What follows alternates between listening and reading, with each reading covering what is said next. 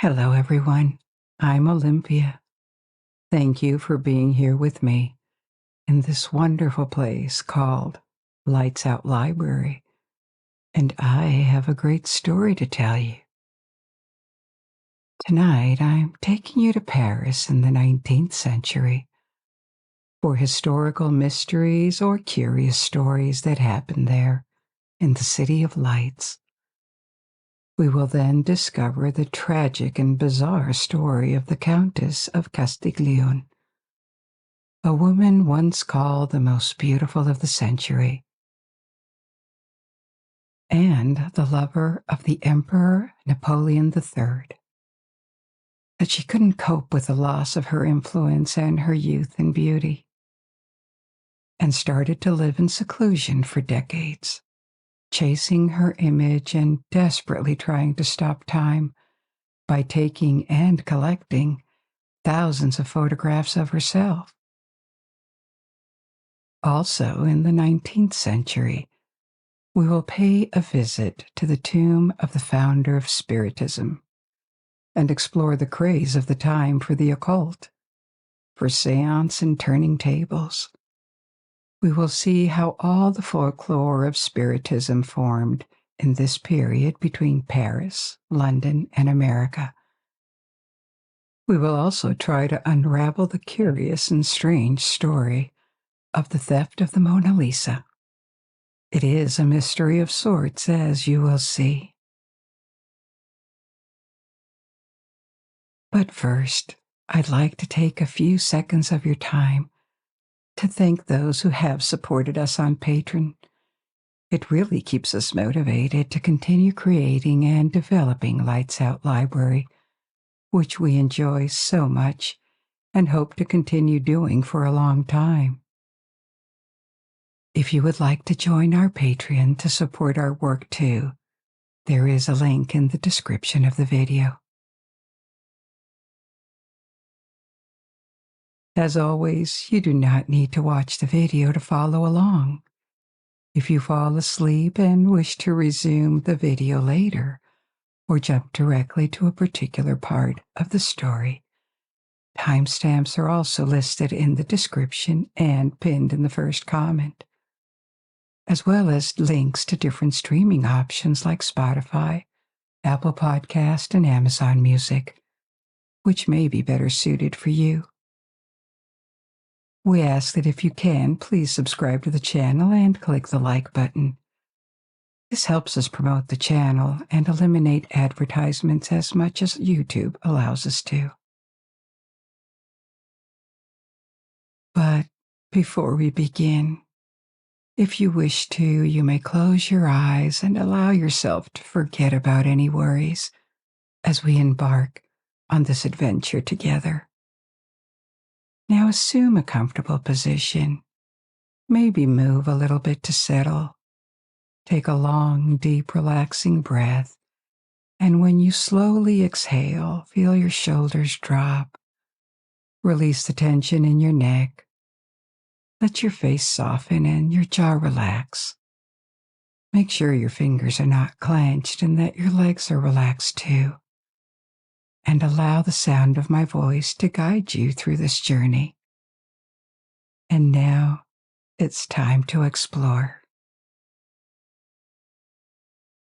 On our first story of the night, I'll tell you about the strange destiny of Virginia Oldoini, better known as the Countess of Castiglione, who once moved in the highest possible circles of society and was called the most beautiful woman of the century. But as years passed and her beauty faded, she turned into a ghost living in a dark apartment, with only the company of her memories and her own image that she desperately tried to perpetuate through photographs. In the years 1880 and 1890, spectators who left the Opera Garnier after a show, when the pale lights of gas lamps flowed the darkness of the streets, could sometimes come across the figure of a woman walking and entirely dressed in black like a widow, her face covered by a black veil. This was not a ghost, but an old woman who only left her apartment at night to avoid the look of strangers. Inside her apartment, everything was black, including the piece of cloth covering every mirror, so that she could never see her reflection. Her name had already been forgotten. She belonged to a world that had died and left her alone. The walkers could not know that the person covered by this dark veil once turned heads and wore the most extravagant outfits. She seduced kings and emperors, and even got involved in international diplomacy. Let's journey 60 years into the past and uncover the life of the Countess of Castiglione. As it is said in French, given her residence in Paris. However, Castiglione would be more appropriate, since she was Italian. The title of Countess came from a brief marriage during her teenage years. Born as Virginia Oldioni into minor nobility in Florence, Tuscany, her family was well connected. At the age of 17, in 1854, she married a count who was 12 years her senior, the Count of Castiglione. There was never much love in this marriage, and the following year, her husband demanded a marital separation for reasons we will soon discover. At the time, during the 1850s, Italy was not yet unified. There were several states. In the center of Italy was the papacy, with its own territory. In the northeast, the Austrians occupied the region, having claimed it after the Napoleonic Wars. The most powerful Italian state was the Kingdom of Sardinia in the northwest, which also encompasses the regions of Piedmont, Savoy, and Liguria. This kingdom ultimately achieved Italian unity by absorbing or conquering the rest of the Italian peninsula. But that achievement was still in the future. In 1854, the King of Sardinia, Victor Emmanuel II, was looking abroad for support for the cause of Italian unity. The most obvious potential source of support was across the Alps in France. Years earlier, Napoleon III had seized power, proclaiming the Second French Empire.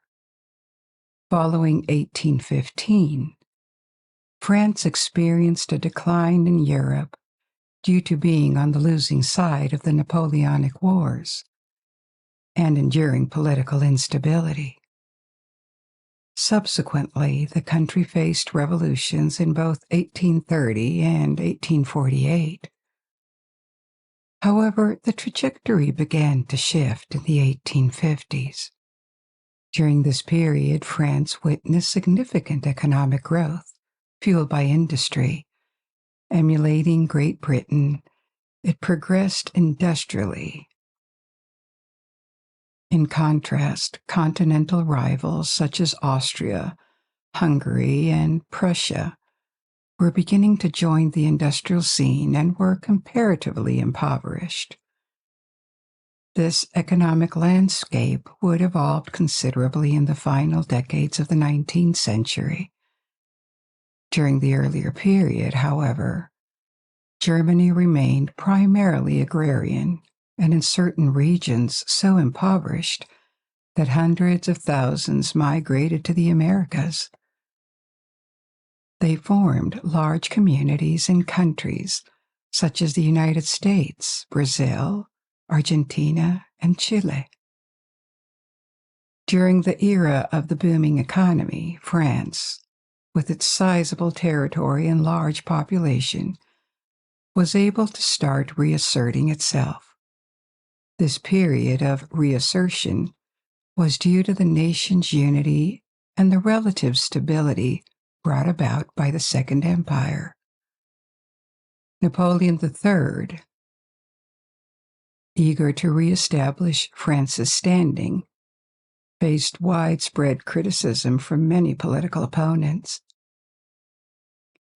Victor Hugo, author of Les Miserables, was one such critic. Living in exile for political reasons, Hugo frequently ridiculed Napoleon III, often referring to him as Napoléon the Petit, or Napoleon the Small One. This nickname served as a comparison to his uncle, Napoleon I, implying he lacked the military genius and promising destiny of his forebear.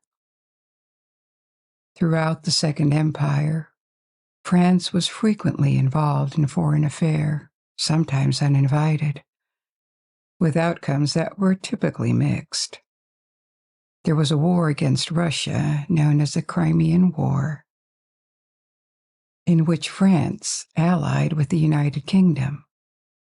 There was also an expedition in Mexico, ultimately deemed fruitless and extremely costly. Additionally, colonization efforts took place in East Asia, particularly in Vietnam and Africa. France also involved itself in Italy, supporting the Kingdom of Sardinia in its struggle for Italian unity against Austria. This venture proved successful. Several critical battles took place in northern Italy, most notably the battles of Magenta and Solferino. As a result of its involvement, France gained the regions of Savoy and the city of Nice, positioned in the southern part of the country. In 1855, Sardinian diplomats attempted to persuade Napoleon III to form an alliance. In the same year, the Count and the Countess of Castiglione journeyed to Paris to further these diplomatic negotiations through the assistance of a genius cousin who served in Sardinian diplomacy. She was instructed by her cousin to advocate for Italian unity with Napoleon III. The question arises as to why an 18-year-old, an inexperienced novice in diplomacy with no formal status, would be called upon to engage in high-level diplomacy. This may seem improbable, but the reason was that Virginia had already gained some fame for her breathtaking beauty and charisma. There are early photographs of her, yet they likely do not fully capture her alluring aura. Numerous testimonies from the time assert that her beauty and charm were indeed striking. Maybe in the 21st century she would not be considered extraordinarily beautiful, as standards of beauty have evolved. But in the mid-19th century, she represented the epitome of beauty. She was celebrated for her large eyes, small mouth, oval face, and impeccable pale skin, features that are indicative of another famous beauty, Sisi, the Empress of Austria. Virginia was an aristocrat, not of the most prestigious lineage, but one sufficiently titled to afford a good education and the ability to comport herself appropriately within the most esteemed circles. This set her apart from most standard beauties, bestowing upon her an air of perfection in the eyes of the European aristocracy and wealthy bourgeois. Her cousin was aware that her presence would have a profound impact upon her visit to the imperial court in Paris. Napoleon III was renowned for his fondness of young women, and the odds seemed favorable that he might be drawn to her. Thus arose the proposition to use this potential attraction for the benefit of asking her to advocate for Italian unity. Although this wasn't an official mission, and certainly not a priority for Italian diplomacy, Sardinian diplomats surmised that it wouldn't be detrimental to have an indirect influence in Napoleon's court, or even on his personal life. She exceeded their expectations, quickly becoming Napoleon III's mistress. This resulted in her husband demanding a separation, which caused a small scandal and was undoubtedly humiliating for him. Yet, what could he have done? He wasn't the first husband to have his wife claimed by a monarch. Nevertheless, Virginia was hardly a novice in these matters. She had already taken a lover even before arriving in Paris. Far from being bashful, she took pleasure in basking in the limelight and enticing men. During this time, she came to recognize her power over the opposite sex. Her relationship with the emperor was somewhat scandalous, but also brought her prestige. This connection provided her entry into European circles, a world where she was not necessarily predestined to enter given her humble origins.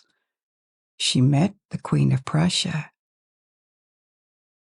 and had a fleeting affair with King Victor Emmanuel of Italy. She left an impression on Bismarck, the Prussian chancellor, and encountered Napoleon III at numerous balls, parties, and receptions. Despite their relationship being public knowledge, official recognition was impossible. Napoleon III found himself bewitched by her. In addition to enjoying her company, the nearly 50-year-old, who was at least 30 years her senior in 1856 and 1857, saw her as a trophy of sorts. These years marked the pinnacle of her fame. She shone brilliantly. Yet not everyone admired her, although her appeal remained unchallenged. She also incited jealousy and criticism due to her behavior. Now envision this power in the hands of an 18 or 19-year-old who, despite her little life experience or maturity, was accustomed to receiving everything she requested since she had matured into a woman. So she was capricious, even whimsical, and likely arrogant. She acted in ways that reflected her recent teenage years. The reputation she garnered during these years of dominance was a double-edged sword. It came back to haunt her when her relationship with Napoleon ended. She was left devoid of real friends or supporters. The relationship did not last long either. In 1857, with the proclamation of the Kingdom of Italy and the reality of the Franco-Italian alliance, her stardom began to wane. She relocated to Paris and spent the remainder of the Second Empire as a socialite, relying mainly on the reputation she had established during her years of close association with the emperor. Undeniably, she remained extraordinarily beautiful, yet she aged, and other women took her place. By the end of the 1860s, the frivolous social life of the Second Empire was drawing to a close. In 1870, the war against Prussia turned disastrous for Napoleon III, ending the regime. Along with it, the imperial court, its grand parties, its brilliance, and as some said, especially among Republicans, its corruption and frivolity. At least for a few years, austerity replaced excess in this micro-society. The relationships and conflicts of interest between high-ranking aristocrats, bankers, and industrialists had to become more discreet. Being an ex-imperial mistress became a source of embarrassment, not advancement for her. 15 years had passed since her arrival in France, and she had already been forgotten by many, when not considered a type of prostitute who slept with the tyrant of the previous regime. In the 1870s and 1880s, she gradually entered a life of seclusion, living alone in an apartment near the Opera Garnier. However, in 1870, she was just 33. She still had 30 more years to live, and the second half of her life could not have been more different from her shining years. She had discovered a new passion in 1856, one that would keep her busy as her fame declined. In 1856, shortly after she arrived in Paris, photography was becoming increasingly popular at the imperial court. It would soon trickle down to the rest of society. She began sitting for the court's photographer and never stopped serving as a model for the following 4 decades. Over 40 years, she directed her photographer to help her create at least 700 different photographs, of which she was the sole subject. In this long-term project, she recreated the signature moments of her life, posing in the spectacular and theatrical outfits that she had worn at the peak of her beauty and influence, such as the Queen of Hearts dress that had made a significant impression when she appeared in it at court. As the years passed, the ravages of time began to show in the photographs. Probably confronted with the image that the photographs reflected back at her, she became more isolated. She began refusing to appear in public until, eventually, no one asked her to. She fully redecorated her apartment in black. The mirrors were covered, and over time, she ceased venturing out during the day. The only moments she would expose a fragment of her true self were briefly in front of the camera. A considerable part of her fortune was spent on this undertaking, in which she embarked on an artistic journey with a photographer. During this era, photography was primarily used to create portraits, and to a lesser extent, landscapes or postcards.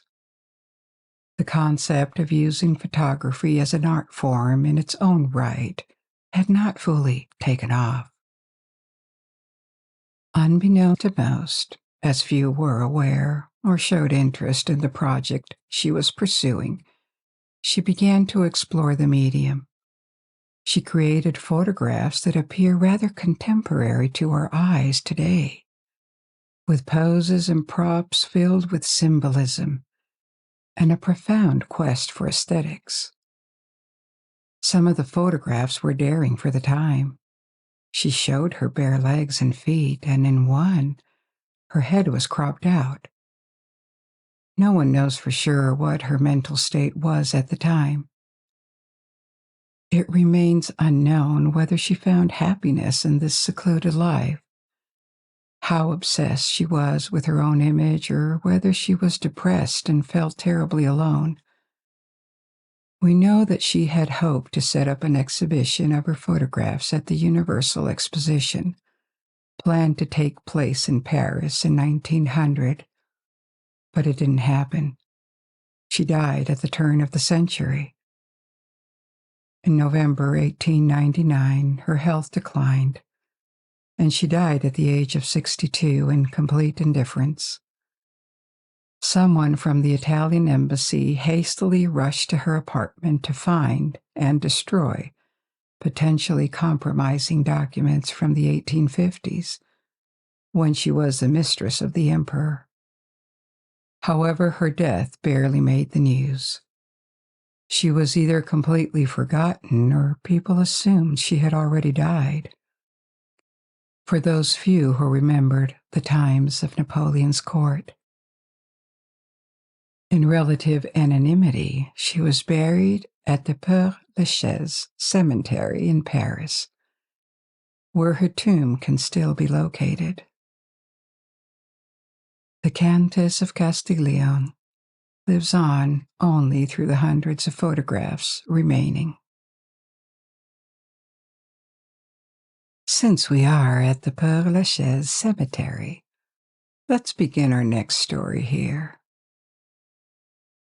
Puedes is the most renowned of Parisian cemeteries. Located in the east of the city, it was established over 200 years ago. It has become the most visited cemetery worldwide, renowned for its aesthetics, unique atmosphere, and a number of celebrities buried there. There are dozens of them, including writers like Marcel Proust, Balzac, and Oscar Wilde, painters like Delacroix and Pissarro, and musicians like Frédéric Chopin, Edith Piaf, and Jim Morrison. Among them lies the tomb of another figure named Allan Kardec, whose name is intrinsically linked with the foundation of Spiritism. Spiritism involves an array of practices, including seances, table turning, communion circles, and Ouija boards. All these practices, generally associated with amusement, fascination, or fear, took root in the 19th century. By the middle of this century, they had become a new form of entertainment in some circles in North America and Europe.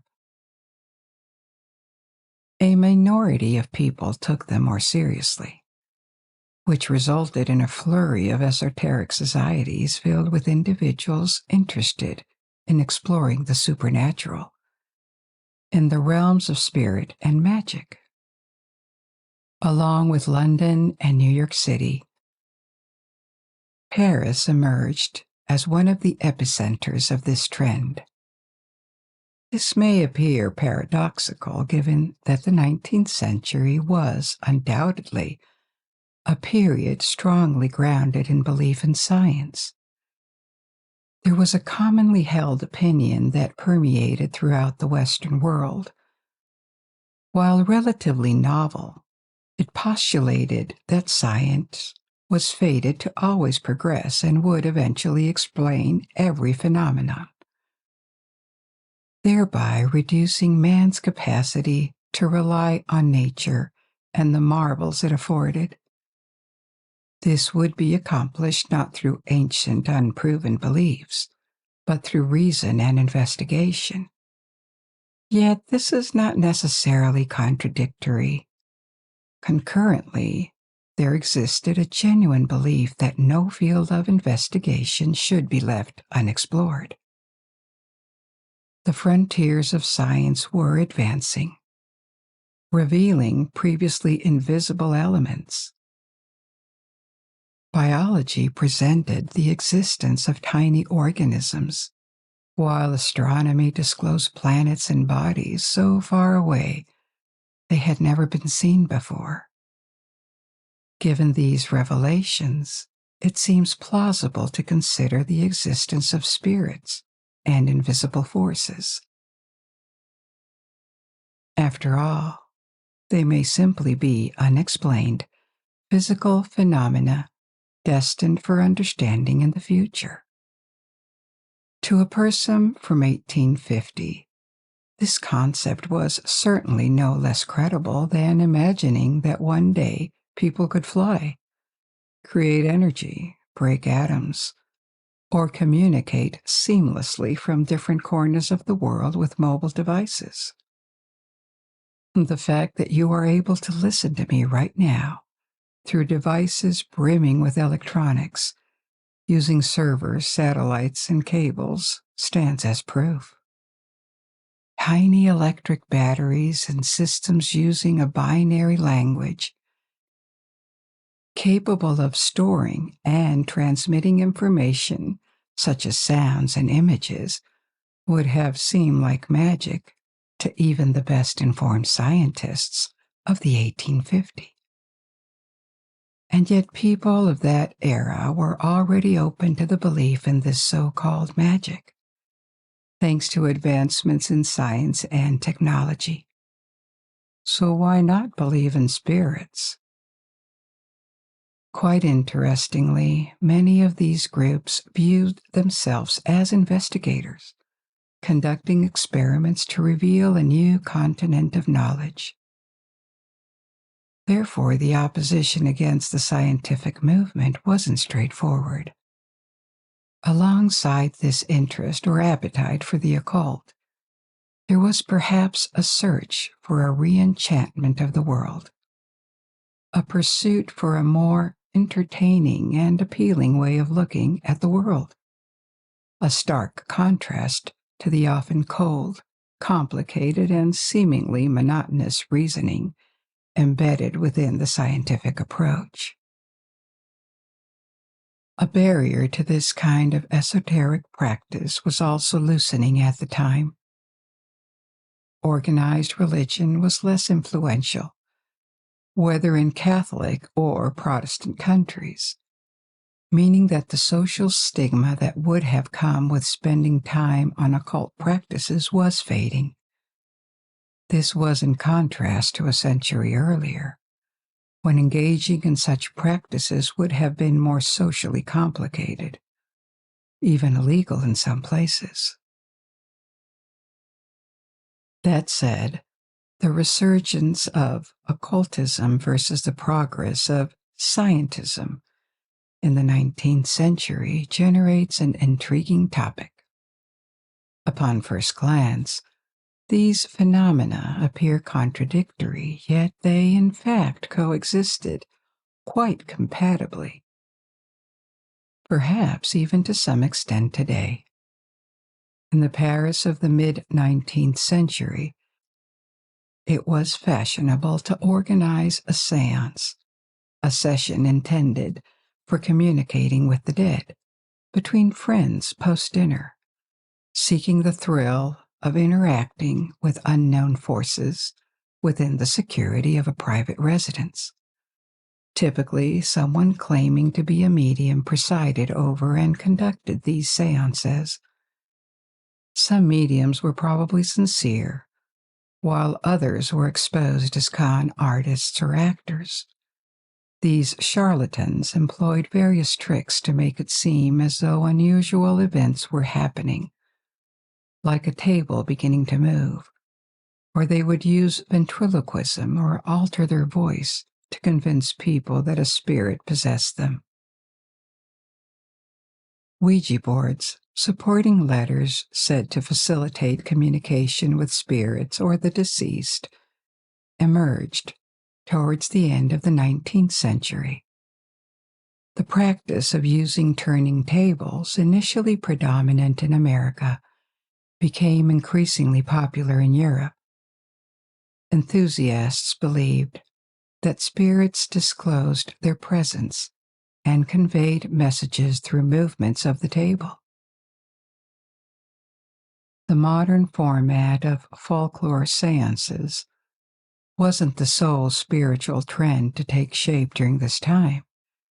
In America, a significant religious movement known as spiritualism, not to be confused with spiritism, sparked off. This era was a time for a monumental religious revival, subsequently named the Second Great Awakening, contrasting the First Awakening of the 18th century and the third in the latter half of the 19th century. Between 1820 and 1840, innovative theologies and churches, predominantly based on Protestantism, emerged, and new denominations such as Adventism or Mormonism were created. Contemporary Protestant denominations also underwent significant transformations. However, amidst this vast and diverse revival, other movements like spiritualism also surfaced. Spiritualism evolves around the conviction that spirits of the dead do exist and possess not only the ability but also the predisposition to interact with the living. Another belief in spiritualism is that spirits continue to evolve after death, gaining increased knowledge and wisdom. Consequently, they could provide valuable advice and insights to the living on ethical dilemmas and matters of divinity. Although not necessarily in conflict with Christianity, these beliefs are clearly not part of the canon of any large, well-established Christian denomination. Spiritualism as a movement reached its peak before the 1920s. At one point, its influence was significant. By the end of the 19th century, it had garnered approximately 8 million followers in North America and Great Britain. A substantial number. However, as the 20th century progressed, the interest waned despite the existence of spiritualist churches even today. This decline was largely due to the numerous mediums who were exposed as frauds, often by spiritualists themselves, in an effort to formalize their movement and prevent scams. However, the eradication of the spectacular aspect of spiritualism that the proponents sought to uphold also lessened the appeal of the movement.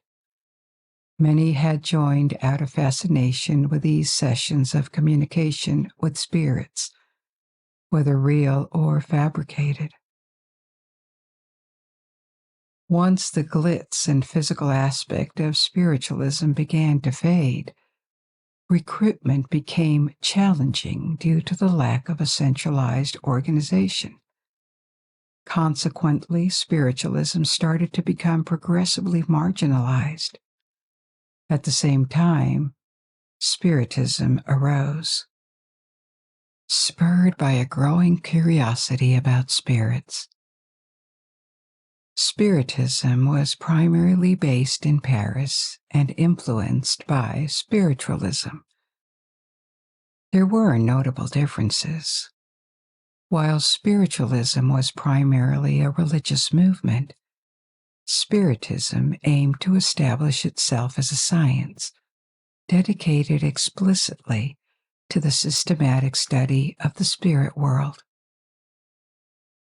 Its founder was Allan Kardec, the pen name of a French author named Hippolyte Crivaille. He had a scientific background and was a member of various scholarly societies interested in the fields such as history, industry, and the natural sciences. However, he is best known for his role in defining Spiritism. Notably, in the 1850s, seances were a popular form of entertainment, and it was through them that he was introduced to the spiritual world. His initial approach was scientific. A widely accepted theory at the time was mesmerism, also known as animal magnetism. This proposed that all living things, humans, animals, and even plants, possessed an invisible natural force that could have physical effects, such as healing. This principle formed the basis for the practice of magnetizers, who maintained that they could heal or affect another person by channeling and utilizing this force. The hypotheses quickly exited the field of science because this force could neither be identified nor measured, nor could its effects be proven with statistically significant samples of patients. Consequently, it moved into the realm of pseudoscience and faith, rather than remaining a topic of investigation. However, in the 1850s, the hypothesis was popular, and if humans and animals possessed this force, why couldn't spirits also harbor it? This could explain moving tables or other physical manifestations of their presence. Kardec eventually abandoned this theory, but it served as his starting point. It became a passion for him, and he documented hundreds of seances, compiling hundreds of questions about the nature and mechanisms of spirit communication. As the years passed, he became convinced that mediums, at least the authentic ones, could effectively provide accurate information unknown to themselves and demonstrate skills they had not learned, or portray the characteristics of deceased individuals. He believed all this was possible because they could channel spirits. From this body of work, he published several books that codified Spiritism. As he progressed, he continued to introduce new beliefs to the doctrine, making it difficult to perceive Spiritism as a scientific practice, as nothing was empirically proven. Yet he incorporated these unconfirmed ideas into his core hypotheses. For example, he introduced the belief of reincarnation, the concept that spirits were immortal or lived much longer than humans, and that they regularly returned to our physical world. He insisted until his death that Spiritism was a science, but at this point very few were willing to grant this discipline the status of science. In fact, he attracted a substantial following, including celebrities and writers such as Victor Hugo and Conan Doyle, who was noted for his involvement in spiritualism, who was also interested in Spiritism. Other followers included wealthy and well-known editors and industrialists. However, most of these people were more captivated by the spirit sessions themselves, rather than by any scientific investigation. Like spiritualism, Spiritism has waned in popularity in Europe and America. However, it experienced an unexpected resurgence in other parts of the world. For instance, the movement remains robust in Brazil to this day, where the name Allan Kardec is widely recognized. And millions of Brazilians identify as Spiritists and read Kardec's work or follow teachings inspired by his doctrines. He died in 1869 and was buried in Paris. Intriguingly, most Parisians are not aware of his name or his contributions. Following the 19th century, Spiritism and seances fell out of favor, leading to a diminished public interest. As a result, the only remnants of Spiritism visible to most people today are the stereotypes of seances. Circles of people invoking spirits are often portrayed in films and television shows. The fact that all this was once regarded as an object of scientific experimentation has been almost completely forgotten. Our third and last story of tonight is a mystery of sorts, since the exact how and why are not fully explained. And it's also a very interesting story that happened in Paris, at the Louvre, in fact, to a painting we have all heard about before. The oil on poplar wood painting known as the Mona Lisa, by Italian painter Leonardo da Vinci. The heart of the story stems on the fact that he was Italian. There has been much speculation as to whom the subject of the painting was, and there have been multiple interpretations, including that she was Lisa del Giocondo, the wife of a Florentine merchant, Francesco di Bartolomeo del Giocondo. Hence the other name this painting is known by, La Gioconda. This identity was first suggested as far back as 1550. Another theory is that the model might have been Leonardo's mother, Caterina, and yet a third interpretation is that it is actually a self-portrait of sorts, since it seems there is some resemblance. The truth is that the Mona Lisa's identity has not been proven.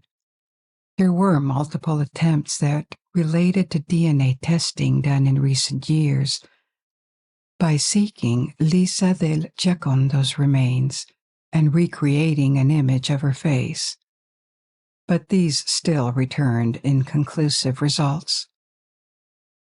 But this is not the story I want to tell you tonight. What we are really going to talk about is another Italian living in Paris, except that he lived in Paris almost 500 years after Leonardo da Vinci painted the Mona Lisa. He was an Italian immigrant in France. He was not a painter of art, although he did paint houses, and later known as a house decorator. But before that, he was a common laborer, but a famous one, at least among the art circles, the police, and the Italian and French population of the time. But what makes him famous or infamous is for having stolen the Mona Lisa that was hanging in the Louvre in 1911. His name was Vincenzo Perugia. He perpetrated what has been described as the greatest art theft of the 20th century. But how and why did he steal the Mona Lisa is what makes this story even more interesting. Mr. Perugia himself described entering the museum on Monday, August 21st, at around 7 a.m. through the workers' entrance, since the museum was closed to the public for maintenance. He wore a white smock, which was the common attire for the museum workers. This also made him indistinguishable from other workers. He stated during an interrogation in Florence, "The Mona Lisa hung in the Salon Carré, and he waited for it to be devoid of all workers." He then lifted the painting off the 4 iron pegs that secured it to a wall and took it to a nearby staircase. Once he was there, he removed the protective case and frame. It was reported at one time or another that he had hidden the painting under his smock, but we should keep in mind that it was painted on wood. The Mona Lisa is 53 centimeters by 77 centimeters, which is 21 inches by 30 inches. It would be hard, if not impossible, to fit the painting under his smock, since he only measured 160 centimeters, which is 63 inches tall. So it appears he actually wrapped his smock around the painting and tucked it under his arm, and left the Louvre through the same door he entered, which by some accounts he was assisted by a passing plumber who unlocked the door. He then took it to his apartment in Paris, and he kept it there for 2 years until he returned to Italy with it, and then he kept it in his apartment in Florence for some time. On the day of the theft, no one noticed the painting missing. Even the next morning, the guards assumed that the portrait had been removed temporarily to be photographed during the scheduled inventory. Late in the morning, after checking with the house photographer, the museum officials knew something was wrong. Hundreds of visitors were then asked to leave quickly, and an intense search took place. Eventually, they found the carved empty frame in the stairwell. And as they continued their search, they also discovered a broken doorknob in the garden outside the museum. To their dismay, they could not find the Mona Lisa. She was gone. The museum officials and the police were frantically following any leads or ideas that would put this embarrassment behind them. They knew that the painting probably held little to no value in the open market, as it was considered too hot to handle, but could end up in the gallery of a private collector.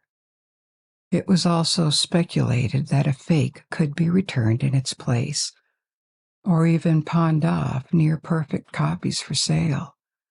And also the thought of a cultural sabotage by modern artists was brought forth. Curiously, even Pablo Picasso was interrogated, since he had previously used stolen statues from the Louvre as models in one of his paintings. A color reproduction hung in the museum until December 1912. A portrait by Raphael of Baldassare Castiglione, who was a humanist, prominent Renaissance author, and diplomat, who was born in 1478. As time went by, the hope of recovering the Mona Lisa was fading. Mr. Perugia wrote back home, which included some cryptic messages seeming to announce a windfall. He returned to Italy, and on November 29, 1913, he contacted Mario Fratelli, the owner of an art gallery in Florence. Here the stories contradict, but in all likelihood, Perugia expected a reward for returning the painting to what he called the painting's homeland. Fratelli, in turn, contacted Giovanni Poggi, the director of the Uffizi Gallery, who authenticated the painting. Both gallery directors took the painting under the pretense of safekeeping and informed the police. Perugia was soon arrested after that. So now that we have explored who Perugia was and how he stole one of the most famous paintings in the world, let's try to unveil what his motivations might have been. There are two predominant theories. It is said that he wanted to return the painting to be displayed in Italy, which he considered had been stolen by Napoleon during the Napoleonic Wars. What Perugia did not know was that Leonardo da Vinci himself took this painting as a gift for Francis I when he moved to France to become a painter in that court during the 16th century, 250 years before Napoleon's birth. His patriotism, so to speak, is also brought into question, since considering that if patriotism had been his driving force, he would have donated the painting. But it is clear from letters to his family that he anticipating making a fortune from this venture.